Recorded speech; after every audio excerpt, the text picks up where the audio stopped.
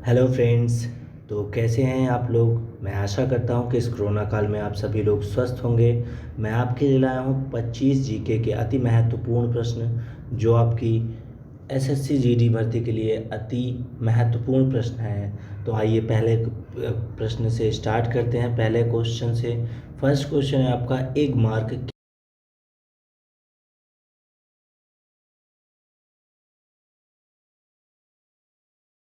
Standard चिन्ह और option D आपका इनमें से कोई नहीं। तो गाइज जब भी आपके जीके की क्लास मैं आपके लिए लेके आता हूँ, तो अगर आप लोगों के मन में कोई क्वेश्चंस आते हैं या कोई टॉपिक आता है तो प्लीज़ आप लोग मुझे शेयर करें, जिससे मैं आप लोगों को वो वीडियो प्रोवाइड करवा सकूँ। तो इसका जो सही उत्तर होगा वो मैं आपको बता देता हूँ कि ऑप्शन बी बिल्कुल सही होगा। प्रमाणिक चिन्ह एक मार्क प्रमाणिक चिन्ह को ही कहते हैं। आपने देखा होगा किसी आटे के बोरे में कहते हैं एक मार्क देख लो, या किसी किसी भी जो खाने का पदार्थ होता है उसमें जो है एक प्रमाणिक चिन्ह होता है, उसे एक मार्क कहते हैं। चलते हैं नेक्स्ट क्वेश्चन की तरफ। नेक्स्ट क्वेश्चन है आपका, एशियन ड्रामा पुस्तक के लेखक कौन हैं। तो एशियन ड्रामा पुस्तक के लेखक कौन हैं, आइए मैं आप ऑप्शन देख लेते हैं एक बार। ऑप्शन आपका है, ए है ग्राहा ग्रीन, और ऑप्शन बी है ग्रेबियल ग्राशिया, और ऑप्शन सी है गुनार मिर्डल, और ऑप्शन डी है आपका मिला मुंडेरा। तो गाइज इसका जो सही उत्तर होगा वो होगा आपका ऑप्शन नंबर सी, यानी आपका ऑप्शन नंबर सी होगा गुनार मिडेला। गुनार मिडेला।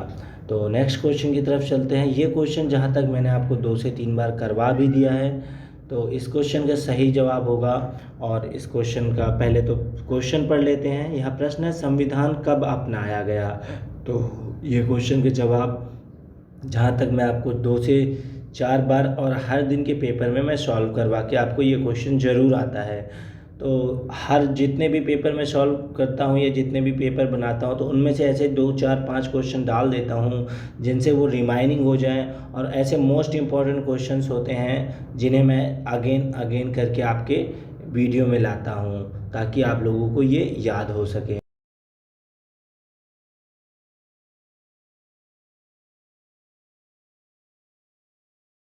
न्यायाधीश को ग्रीन जज की संज्ञा दी जाती है। तो गाइज इसका जो पहले ऑप्शन देख लीजिए आप। ऑप्शन ए है P N Bhagwati, option B है जे एस खेयर, ऑप्शन सी है कुलदीप सिंह, और ऑप्शन डी है टी एस ठाकुर।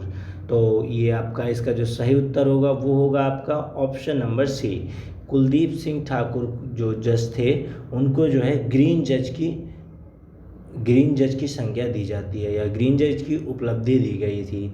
तो चलते हैं नेक्स्ट क्वेश्चन की तरफ। नेक्स्ट क्वेश्चन आप देख लीजिए। नेक्स्ट क्वेश्चन पहले पूरा पढ़ लेते हैं आप।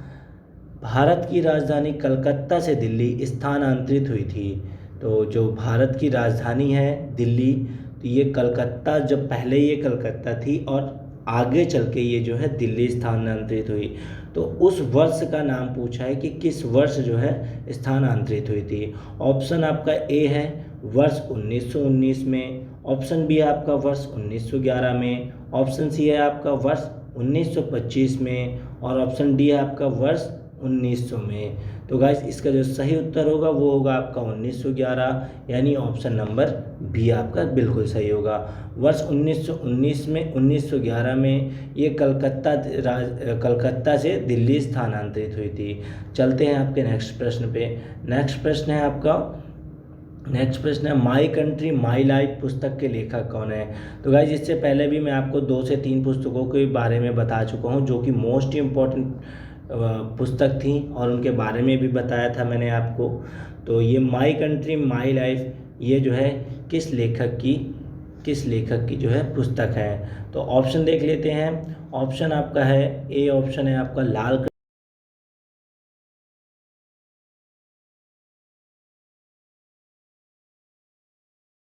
ऑप्शन डी आपका जवाहरलाल नेहरू। तो अगर मैं बात करूं इन तीनों की राधा कृष्णन की, तो मैं बता चुका हूं आपको। पंडित जवाहरलाल नेहरू की कृति बता चुका हूं जो कि मोस्ट इम्पॉर्टेंट थी। जवाहरलाल नेहरू की है आपकी द डिवाइन ऑफ लाइफ, और राधा कृष्णन की आपकी लाइफ डिवाइन ऑफ लाइफ, और जो लाल कृष्ण आडवाणी की है, यानी आप माई कंट्री माई लाइफ जो पुस्तक है वो है आपकी लाल कृष्ण आडवाणी की। चलते हैं नेक्स्ट क्वेश्चन की तरफ। नेक्स्ट क्वेश्चन है आपका, भारत में कितने पिन कोड में विभाजित है? भारत कितने पिन कोड में विभाजित है? तो ऑप्शन ए है 5, ऑप्शन बी है 7, और ऑप्शन सी है आपका 9, और ऑप्शन डी है आपका 11। तो गाइस इसका जो सही उत्तर होगा वो होगा आपका ऑप्शन नंबर सी, यानी 9 जो है 9 पिन कोडों में भारत विभाजित है, यानी ऑप्शन सी आपका बिल्कुल सही उत्तर होगा।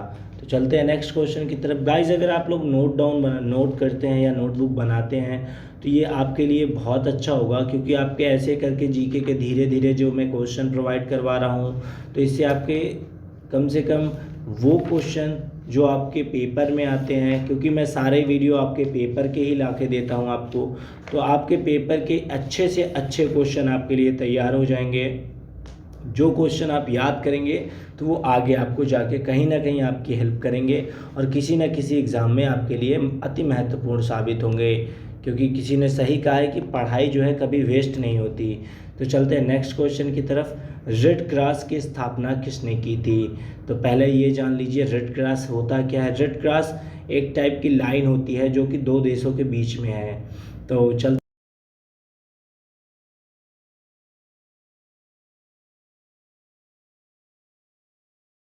अलेक्जेंडर, और ऑप्शन डी है हेनरी ड्यूनेंट। तो इसका जो सही उत्तर होगा वो होगा आपका option number D, Henry Dunant द्वारा जो है रेड क्रॉस की स्थापना हुई थी। चलते हैं नेक्स्ट क्वेश्चन की तरफ। नेक्स्ट क्वेश्चन है आपका सिस्मोलॉजी संबंधित है। अब अगर इस क्वेश्चन की बात करूं मैं, तो याद है मुझे बहुत अच्छी तरीके से 2019 की भर्ती, उत्तर प्रदेश पुलिस की भर्ती में ये क्वेश्चन आया था, सिस्मोलॉजी किससे संबंधित है? तो ऑप्शन देख लीजिए आप। ऑप्शन ए है आपका मृदा, ऑप्शन बी है आपका चट्टान, और ऑप्शन सी है आपका भूकंप से, और ऑप्शन डी है आपका ज्वालामुखी से। तो गाइस जो सिस्मोलॉजी होती है वो आपकी किससे संबंधित होती है? आप सभी लोगों को पता होगा, भूकंप से संबंधित होती है। क्योंकि जब भी भूकंप आता है, आप जब न्यूज़ देखेंगे तो भूकंप की जो तीव्रता होती है, जो जो जितनी तेज़ी से वो हिलता है, तो उसको मापने का जो यंत्र होता है उसको सिस्मोलॉजी कहते हैं। तो गाइस इसका जो सही उत्तर होगा वो होगा आपका ऑप्शन नंबर सी, यानी भूकंप से। चलते हैं नेक्स्ट क्वेश्चन की तरफ। नेक्स्ट क्वेश्चन है आपका, मॉन्ट्रियल प्रोटोकॉल का संबंध किससे है? ऑप्शन ए है आपका ओजोन परत से, ऑप्शन बी है आपका विलुप्त प्रजाति से, और ऑप्शन सी है आपका लुप्त प्राय पक्षी से, और ऑप्शन डी है आपका जलवायु परिवर्तन से। तो गाइस अगर आप लोगों को इन क्वेश्चनों में से किसी का भी आपको अगर मेरे बताने से पहले आपको उत्तर मालूम है तो प्लीज़ आप लोग कमेंट बॉक्स में बता दिया करें। इससे क्या होगा कि आप लोगों को आपकी तैयारी के बारे में पता चलेगा कि आपकी तैयारी कैसी चल रही है। तो इसका जो सही उत्तर है वो है आपका मॉन्ट्रियल प्रोटोकॉल जो है ओजोन परत से संबंधित है, यानी ऑप्शन ए इसका बिल्कुल सही है। चलते हैं अगले क्वेश्चन की तरफ। लोकसभा की प्रथम महिला स्पीकर कौन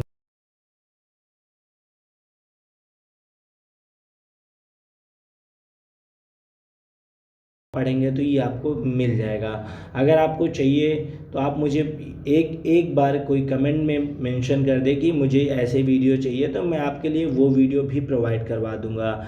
चलिए ऑप्शन देख लेते हैं। मीरा कुमार, ऑप्शन बी है नीरजा देवी, ऑप्शन सी है सुषमा स्वराज, और ऑप्शन डी है आपका नजमा हेपतुल्ला। तो गाइज इसका जो सही उत्तर होगा वो होगा आपका option number A. Option number A में क्या है आप देख लीजिए, मीरा कुमार, यानी मीरा कुमार जो है प्रथम लोकसभा स्पीकर थी। चलते हैं नेक्स्ट क्वेश्चन की तरफ। नेक्स्ट क्वेश्चन है आपका, बजट 2019 और 20, यानी 2019 और 2020 के अनुसार दुग्ध उत्पादन को दोगुना करने का लक्ष्य कब तक है? तो गाइस ऑप्शन दिया हुआ है इसमें। ऑप्शन है ए वर्ष 2025, ऑप्शन बी वर्ष 2027, और ऑप्शन सी वर्ष 2028, और ऑप्शन डी वर्ष 2023। तो गाइज इसका जो सही उत्तर होगा वो होगा आपका 2025, यानी ऑप्शन नंबर ए बिल्कुल सही है आपका। सन 2025 तक का टारगेट दिया गया हुआ है। लक्ष्य कि दुग्ध उत्पादन को दुगना करना है 2019 और 20 के बजट के अनुसार, यानी जब 2025 में इसका रिजल्ट देखेंगे। चलते हैं नेक्स्ट क्वेश्चन की तरफ। नेक्स्ट क्वेश्चन है आपका, ईस्ट इंडिया कंपनी द्वारा नियुक्त गोमस्ता यानी गोमस्ता कौन थी? ऑप्शन देख लेते हैं। ऑप्शन ए है आपका बुनकर पर्यवेक्षक, ऑप्शन बी है आपका पर्यटन पर्यवेक्षक और ऑप्शन सी है आपका परिवहन पर्यवेक्षक और ऑप्शन डी है इनमें से कोई नहीं। तो गाइस मैं बार बार आपको यही कहूँगा कि अगर आप लोगों को किसी भी मेरे क्वेश्चन के उत्तर पता होते हैं तो आप लोग बताते जाइएगा। तो जो गोमस्ता कौन थी, तो वो थी बुनकर पर्यवेक्षक थी। बुनकर पर्यवेक्षक आप लोग अगर नहीं समझते हैं तो आप लोग बुनकर पर्यवेक्षक के बारे में थोड़ा सा पढ़ लीजिएगा, ये एक टाइप का काम होता है। चलते हैं नेक्स्ट क्वेश्चन की तरफ। नेक्स्ट क्वेश्चन है आपका, टोबा टेक सिंह पुस्तक के लेखक कौन है? तो टोबा टेक पुस्तक के लेखक कौन है? ऑप्शन देख लेते हैं पहले।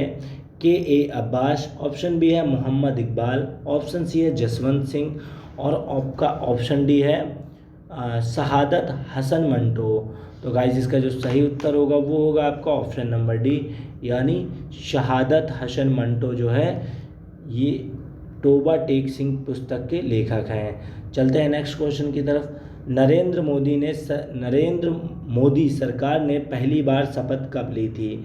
तो गाइस जब ये मोदी जी की सरकार आई थी तो आप लोगों को पता होगा कि उस टाइम जो है कौन सा सन चल रहा था। तो चलिए मैं आपको एक एक ऑप्शन में बता देता हूँ, या एक एक ऑप्शन बता देता हूँ, उसके बाद मैं आपको सही ऑप्शन बताऊँगा। ऑप्शन ए है आपका 16 मई 2014, ऑप्शन बी है 20 मई 2014 और ऑप्शन सी है आपका 26 मई 2014 और ऑप्शन डी है आपका 24 मई 2014। इसका जो सही उत्तर है वो है आपका 26 मई 2014, यानी ऑप्शन सी बिल्कुल सही है। चलते हैं नेक्स्ट क्वेश्चन की तरफ। नेक्स्ट क्वेश्चन है आपका, वर्ष 1918 में महात्मा गांधी का सत्याग्रह किसके समर्थन में हुआ था? ऑप्शन ए है गुजरात के खेड़ा जिले के किसान के समर्थन में हुआ था, या ऑप्शन बी है आपका अहमदाबाद मिल मजदूर के संबंध में हुआ था, या आपका ऑप्शन नंबर सी है आपका चंपारण सत्याग्रह में हुआ था, या ऑप्शन डी है आपका उपर्युक्त में से कोई नहीं। तो गाइस जो इसका सही उत्तर होगा वो होगा आपका option number B. Option number B में क्या है आपका देख लीजिए, अहमदाबाद मिल मजदूर के समर्थन में सत्याग्रह का आंदोलन हुआ था। चलते हैं नेक्स्ट क्वेश्चन की तरफ। नेक्स्ट क्वेश्चन है आपका, मानव शरीर की सबसे बड़ी ग्रंथि कौन है? ये क्वेश्चन आपका अगर देखा जाए तो कक्षा 10 से क्वेश्चन आने लगता है कि मानव शरीर की सबसे बड़ी ग्रंथि क्या है, और ये कक्षा 10 की बायोलॉजी में भी है ये क्वेश्चन। तो इसका जो सही उत्तर होगा, पहले आप ऑप्शन देख लीजिए। ऑप्शन ए है तिल्ली, ऑप्शन बी है लीवर, ऑप्शन सी है आपका अग्नाशय और ऑप्शन डी है आपका थायराइड। तो इसका जो सही उत्तर होगा वो होगा आपका ऑप्शन बी। लीवर जो है मनुष्य के शरीर की सबसे बड़ी ग्रंथि होती है। चलते हैं नेक्स्ट क्वेश्चन की तरफ। ऑस्ट्रेलिया ओपन 2020 में पुरुष एकल खिताब किसने जीता? ऑप्शन ए है आपका नोवाक जोकोविच, ऑप्शन बी है राफेल नाडाल, ऑप्शन सी है रोजर फेडरर, ऑप्शन सी है आपका ऑप्शन डी है आपका सोफिया केनिन। तो जो इसका सही उत्तर होगा वो होगा आपका ऑप्शन नंबर ए, नोवाक जोकोविच। चलते हैं नेक्स्ट क्वेश्चन की तरफ। फिरोज शाह कोटला स्टेडियम का नाम किसके नाम पर रखा गया? तो फिरोज शाह कोटला स्टेडियम का नाम किसके नाम पर रखा गया? तो पहले ऑप्शन देख लेते हैं। शीला दीक्षित, ऑप्शन बी है आपका सचिन तेंदुलकर और ऑप्शन सी है आपका अजीत वाडेकर और ऑप्शन डी है आपका अरुण जेटली। तो जो फिरोज शाह कोटला नाम रखा गया है ये रखा गया अरुण जेटली के नाम पे रखा गया है। चलते हैं नेक्स्ट क्वेश्चन की तरफ। नेक्स्ट क्वेश्चन है आपका, आंध्र प्रदेश में मकर संक्रांति को क्या कहते हैं? तो गाइस जैसे हमारे यहाँ पे मकर संक्रांति के अलग अलग नाम होते हैं हर देश में, तो ऑप्शन ए है पोंगला मांग, ऑप्शन बी है मांग बिहू और ऑप्शन सी है आपका पेंडा पडुंगा और ऑप्शन डी है आपका माघ मेला। तो गाइस इसका जो सही उत्तर होगा वो होगा आपका पेंडा पडुंगा, यानी ऑप्शन सी आपका बिल्कुल सही हो, ऑप्शन सी आपका बिल्कुल सही होगा। आंध्र प्रदेश में मकर संक्रांति को पेंडा पडुंगा कहते हैं। नेक्स्ट क्वेश्चन है आपका 46, तो देख लेते हैं निम्न में से कौन सी गर्म जलधारा नहीं है। तो ऑप्शन ए है आपका नीनो, ऑप्शन बी है आपका केनारी, और ऑप्शन सी है आपका तसनूम, और ऑप्शन डी है फ्लोरिडा। तो इसका जो सही उत्तर है वो है आपका option number B. Option number B केनारी जो है आपकी गर्म जलधारा नहीं है। चलते हैं नेक्स्ट क्वेश्चन की तरफ। हवा में ध्वनि की गति लगभग कितनी होती है? तो हवा में जो ध्वनि की गति होती है, ऑप्शन ए है आपका 280 मीटर प्रति सेकंड, ऑप्शन बी है आपका 230 मीटर प्रति सेकंड, और ऑप्शन सी है आपका 330 मीटर प्रति सेकंड, और ऑप्शन डी है आपका 380 मीटर प्रति सेकंड।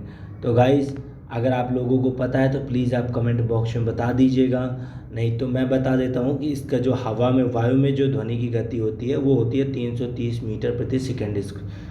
तो चलते हैं नेक्स्ट क्वेश्चन की तरफ। नेक्स्ट क्वेश्चन है आपका भारत का पहला परमाणु रिएक्टर है। तो ऑप्शन देख लेते हैं।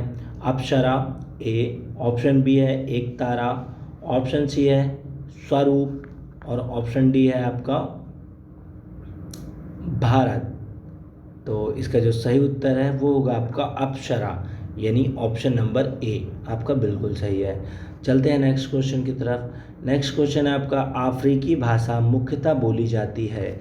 ऑप्शन ए है आपका पूर्वी अफ्रीका में, ऑप्शन बी है आपका पश्चिमी अफ्रीका में, ऑप्शन सी है आपका उत्तरी अफ्रीका में, और ऑप्शन डी है दक्षिणी अफ्रीका में।